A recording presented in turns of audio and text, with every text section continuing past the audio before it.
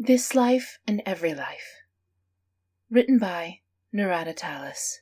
Read by Tycho Dragon. Fandom, Voltron Legendary Defender. Relationship, Keith Shiro. In the grand scheme of things, a few months isn't a long time when it comes to Keith and perseverance and searching for things related to Shiro. Nonetheless, by the time he eventually finds what he's been looking for, he's teetering on the edge of frustration. He snaps at the jeweler about something, then immediately apologizes. She's only trying to help. The ring is huge. It has to be, to fit Shiro's massive prosthetic fingers. It's important to Keith for the ring to go on that hand, and not his human one. He clutches the ring tightly in one fist, heavy and silver and burning a circle into his palm, when he finds Shiro that night.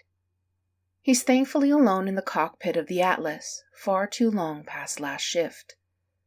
Keith isn't nervous at all, which should surprise him. Then again, he doesn't think he's ever felt nervous in Shiro's presence. Not even when Shiro had tried to kill him. Desperate, yes. Scared. But not of Shiro. Never Shiro. Not even when he'd had blazing purple fire eating into his cheek. Not even when someone else had looked out at him from behind Shiro's eyes. Keith's been in love with Shiro since he was 15. Gentle orange light blurs the shadows under Shiro's eyes. He'd told Keith once. The Atlas sounds the way this light looks in his mind. Warm, comfortable. Shiro looks tired. Keith loves him. He squeezes the ring in his fist and hugs Shiro from behind, resting his chin on his shoulder, infinitely glad for their privacy. He thinks Shiro says something, but his mind is too full with what he's about to do, and he doesn't even try to reply. He simply turns Shiro around and pushes him down onto the command console and clambers up into his lap without preamble. Floating orange screens flicker and slide around and away as the Atlas makes space for them on the countertop. Keith talks over whatever protest Shiro's about to make with, "Look, I have a lot to say, and I'm not very good at saying things, so just sit down and shut up for a second, okay?" Shiro does, as if he would ever say no to Keith. Keith's heart is suddenly beating like he's in a fight, hands clammy with sweat. He swallows dryly and takes Shiro's prosthetic in his free hand. The other is still tightly closed around the ring. When the thoughts have ordered themselves in his head, he starts. "Your arm. This arm. You know how important it is, right?" Shiro blinks. Keith squeezes the metal palm. "Back then, before Kerberos, when you were, you went into space despite everyone saying you couldn't. Despite them trying to stop you. And if you hadn't, then Matt and Commander Holt would have died. I don't... Shiro, listen, please. The Galra took you, and you lost that arm. And the one they gave you, it was enemy tech. But you used it to save so many people.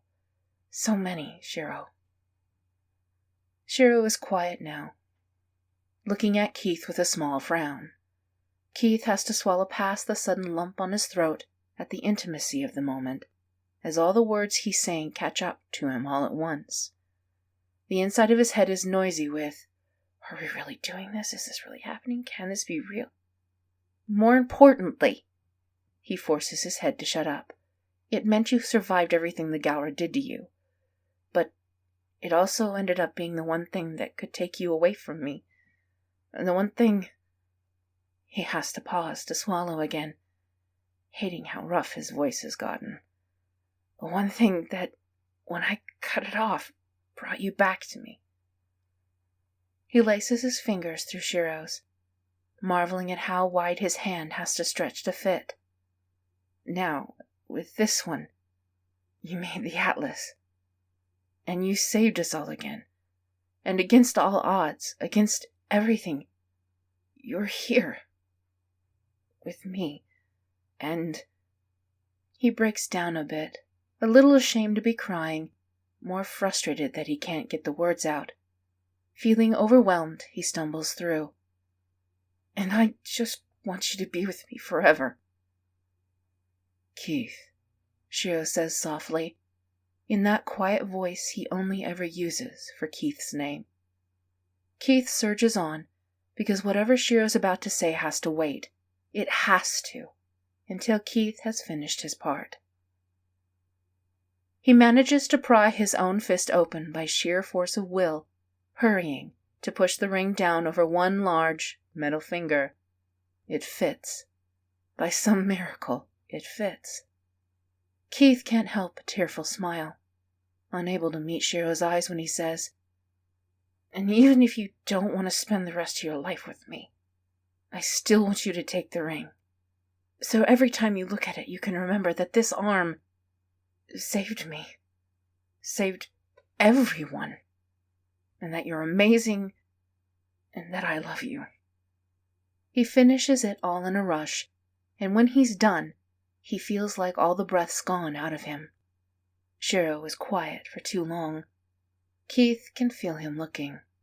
Keith also feels like his ribs are about to split open, like he can't breathe.